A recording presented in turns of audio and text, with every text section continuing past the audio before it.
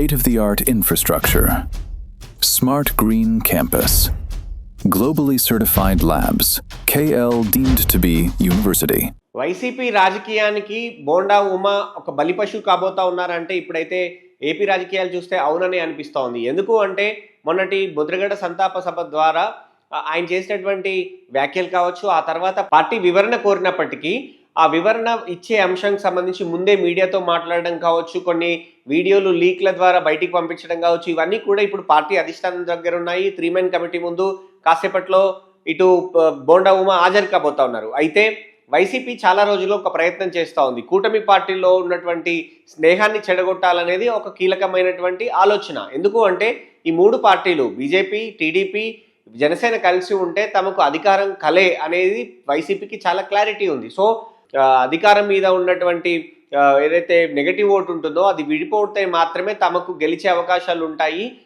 Margin oats ఇటు జనసేన చీల్చితే తప్ప తాము గెలవలేమనేది వైసీపీకి చాలా క్లారిటీగా ఉంది. సో అందుకోసం టీడీపీ జనసేన మధ్య ఎప్పుడు కొట్లాట వస్తుందా, లేదంటే ఈ పార్టీల మధ్య ఉన్నటువంటి నాయకులతోటి ఎట్లా కొట్లాట అనేది చాలా రోజులుగా ప్రయత్నిస్తూ ఉంది. అవునన్నా కాదన్నా జనసేన తను దగ్గర తీసినా, ఇటు వైసీపీ ఎంత దూరం చేసుకున్నా, ఇట్లా అంటే కులాలకు సంబంధించినటువంటి ఈక్వేషన్స్ విషయంలో పార్టీల మధ్య భేదాభిప్రాయాలున్నా, దగ్గర తీసినా దూరం చేసినా కూడా వైసీపీ చాలా కాలంగా కాపుకు సంబంధించినటువంటి ఆ వర్గాన్ని దగ్గర తీసుకోవాలని చాలా ప్రయత్నం చేస్తోంది. కానీ ఓవైపు జనసేన ఉంది, మరోవైపు అనుగుణంగా అంటే కాపులకు ఏం కావాలో రాజకీయంగా కావచ్చు, వాళ్ళ అభివృద్ధి కోసం కావచ్చు, గతం నుంచి కూడా చంద్రబాబు వాళ్ళకి అన్ని రకాలుగా తోడ్పాటు అందిస్తూ ఉన్నటువంటి పరిస్థితుల్లో ఆ వర్గాన్ని దూరం చేయాలనేటువంటి ఉద్దేశంతో ముందు నుంచి ప్రయత్నం చేస్తూ ఉంది. అందులో భాగంగానే చాలా మంది నాయకులు ఇప్పుడు పవన్ కళ్యాణ్ అనగానే కాపు నేతలతో మాత్రమే తిట్టిస్తారు. సో ఇలాంటి జరుగుతున్న సందర్భంగా ఇప్పటికే అసంతృప్తిగా మంత్రి పదవి కోసం అసంతృప్తిగా ఉన్నటువంటి బోండా ఉమాకు ఒక రకంగా ఎరవేశారని చెప్పుకోవచ్చు.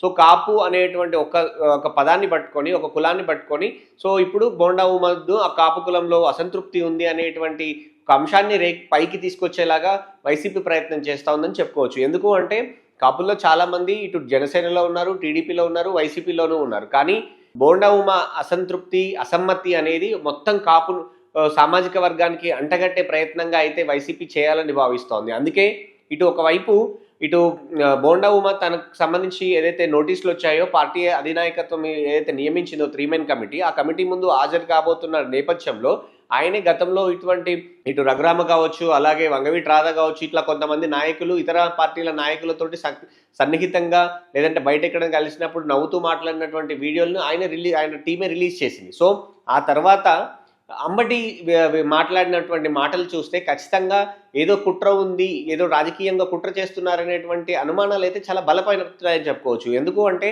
అంబటి మాట్లాడితే తప్పేంది, అది పార్టీ వేదిక కాదు, లేదంటే ఒక పార్టీ ఏర్పాటు చేసినటువంటి సంతాప సభ కాదు, అన్ని పార్టీలకు సంబంధించినటువంటి ఒక సామాజిక వర్గం నాయకులు ఏర్పాటు చేసుకున్నటువంటి ఒక సంతాప సభ. అందులో బోండా ఉమ కూడా వచ్చారు, అక్కడ కలిసినప్పుడు మాట్లాడాము, అందులోనూ ఆయన మాట్లాడింది తప్పేముంది అనేటువంటి అర్థం వచ్చేలాగా అంబటి వ్యాఖ్యలు చేశారు. అంటే గతంలో అంటే 2019లో టీడీపీ ఓటమికి కారణం కాపు ఉద్యమమే, ముద్రగడే అనేటువంటి ఏదైతే గతంలో వైసీపీ నాయకులు చేసినటువంటి కామెంట్లనే బోండా ఉమ చేశారు. ఇప్పుడు బోండా ఉమ చేసినటువంటి వ్యాఖ్యలను అంబటి సమర్థించారు.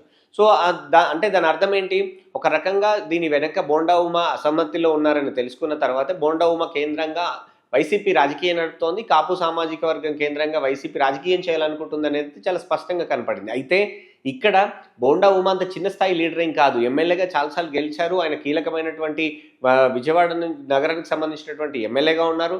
సో అక్కడ ఆయనకి ఇచ్చినటువంటి ప్రియారిటీ అంతా ఇంత కాదు, ఇటు విప్ పదవి ఇచ్చారు, కానీ మంత్రి పదవి వస్తుందనేటువంటి ఆశ ఆయనలో ఉంది. కానీ సామాజిక వర్గాలటువంటి ఈక్వేషన్స్లో కావచ్చు, పార్టీల మధ్య ఉన్నటువంటి పొత్తుల ఈక్వేషన్స్లో కావచ్చు, ఆయనకు ఈ మంత్రి పదవి అనేది రాలేదు. అంత మాత్రాన పార్టీకి సంబంధించినటువంటి లైన్ని దాటడం అనేది ఆయన వెనుక బలమైనటువంటి శక్తులు ఉన్నాయి అనేది అయితే టీడీపీ అధిష్టానం ముందు నుంచి అనుమానిస్తూ ఉంది. ఆ అనుమానాలకి 2 రోజులుగా జరిగినటువంటి పరిణామాలు ఒక బలపరిచినట్టుగా చెప్పుకోవచ్చు. సో ఒక రకంగా ఇటు బోండా ఉమను ముందు పెట్టి రాజకీయం చేయాలనుకున్నప్పటికీ లేదు అంటే ఇటు కూటమి పార్టీల మధ్య స్నేహాన్ని బలహీనం చేయాలని అనుకున్నప్పటికీ అది వైసీపీ రాజకీయమే అనేటువంటి విషయం అందరికీ తెలుస్తున్నా, కానీ అందులో బోండా ఉమ పావుగా మారారు. సో బోండా ఉమ బలిపశు కాబోతా ఉన్నారు అనేది అయితే టీడీపీ వర్గాల నుంచి కావచ్చు, అక్కడ ఉన్నటువంటి అక్కడ రాజకీయాలను క్లోజ్గా చూసిన ఎవరికైనా కూడా అర్థమవుతోంది. ఎందుకు అంటే అక్కడ చాలామంది పోటీలో ఉన్నా కూడా పార్టీకి కష్టకాలంలో అండగా ఉన్న నేతగా గుర్తించి మరి పార్టీ ఆయనకు టికెట్ ఇచ్చింది, గెలిపించుకుంది.